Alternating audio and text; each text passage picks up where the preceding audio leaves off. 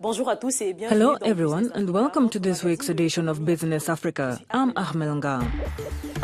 In today's lineup, the exploitation of the largest tin deposit in the world at the Alphamin mine are set to begin in DR Congo's North Kivu region. In Ghana, the reorganization of the banking sector is still making the headlines. 2 new banks are about to conclude a new merger. And finally, East African countries are considering increasing import duty on finished goods. It's in the middle of the jungle in North Kivu in the Democratic Republic of Congo that Alphamin Mine, a company entirely financed by Canada, succeeded in building a mine to exploit tin, probably the largest on the continent. To protect it against the threat of armed groups, the company has constructed a 32-kilometer road to transport its production. Eric Oteng and our correspondent Lucas Rosenberg have more details. Deep inside the jungle of North Kivu province in the Democratic Republic of Congo is a new mine ready to start tin production. Alphamin, a Canadian-funded company, has built one of the largest tin mines in Africa. The mining site is located in BCA, about 60 kilometers from the nearest town of Walikale. Alphamin's presence in BCA has employed over 1,000 people, with 800 of them being unskilled former artisanal miners.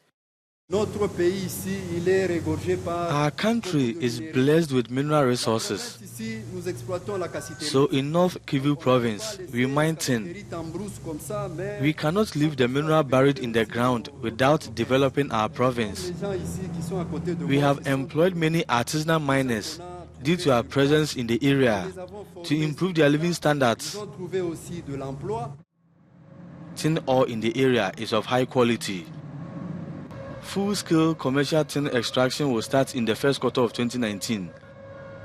The company expects to produce 10,000 tons of tin per annum. Alphamin has undertaken infrastructure projects like road rehabilitations in the region. The company has constructed the road in the community to help farmers to evacuate their produce. The road is a top priority for the company, not only to evacuate the equipment, but also during the export of our minerals. The BCA mine is one of the largest and most significant tin deposits in the world. To save Ghana's banking industry, the country's central bank created the United Bank of Ghana and the Consolidated Bank of Ghana Limited by merging 5 insolvent banks whose licenses had been revoked. The move was taken as part of increased efforts to limit defaults in a sector plagued by poor governance and unproductive lending, as stated by the central bank. In addition to this, 2 new banks are about to enter a new merger. Ignatius Anner gives us more details. A tense atmosphere in the banking industry in Ghana. In July, Ghana's central bank merged 5 banks and named it as the Consolidated Bank Ghana Limited. The banks include Beige Bank, Construction Bank, the Royal Bank, Unibank and Sovereign Bank, all local-owned banks.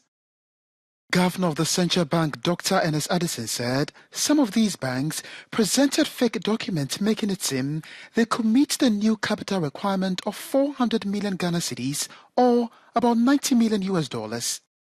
Local media reported in the heat of the merger that customers of these 5 banks were stranded as many turned up to transact businesses completely unaware of the development.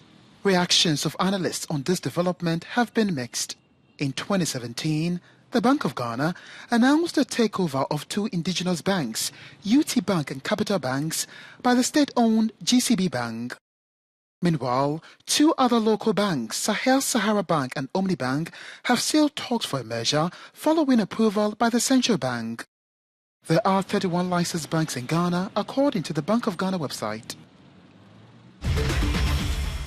We talk about this new merger with the banking consultant Nana Otu Ashumpong, joining us from the United Kingdom. Thanks for joining us today. Pleasure.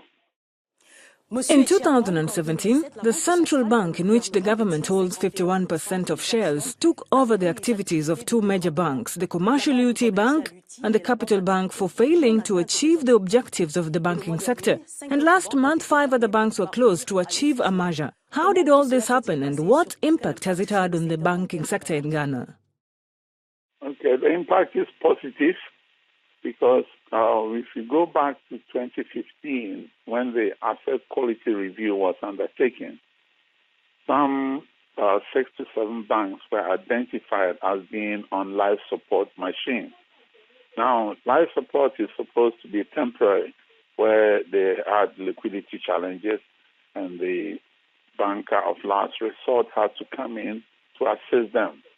Now, 3 or 4 years later, it is found that their life support, which is supposed to be temporary emergency, was becoming almost permanent.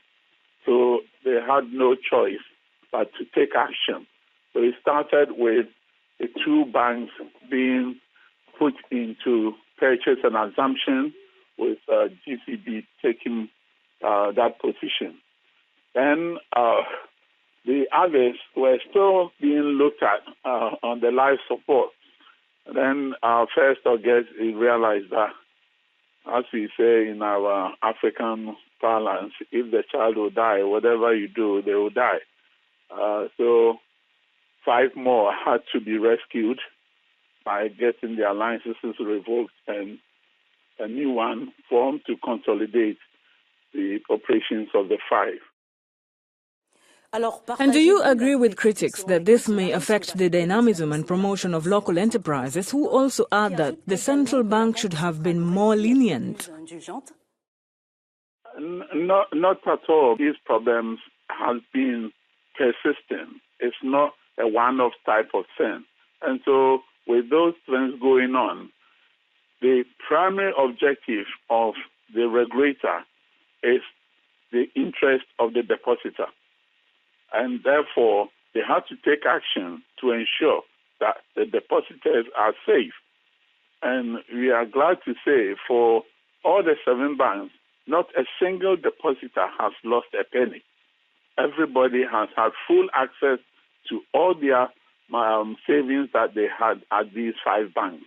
So it must be good for the industry, because now after the cleanup, if we end up with fewer banks but strong banks, then it will be good not only for the economy, but it will be good for the consumers as well. And that is where we are leading to now. We started with 36. Presently, we have 30.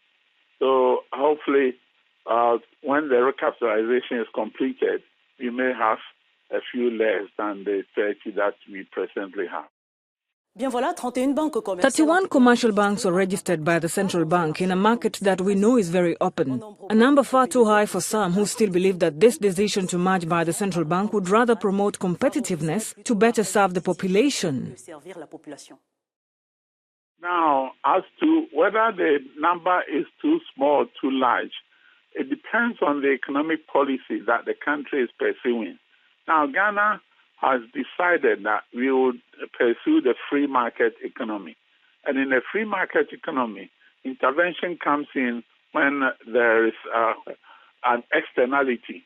And so far, we haven't seen any reason why the government or the regulator should say we only need 5 banks or we need 100 banks. It's a free market. You set the parameters, and those who meet are there for, welcome to enter. If they are not able to play ball, then you show them the exit way, which is what has been going on. So as to how many, the optimal number of banks for Ghana's economy, there is no mathematical formula for that. So if, as free marketers, we believe that the rules that we have set, the bar is too high, then we lower it. If it's too low, we raise it.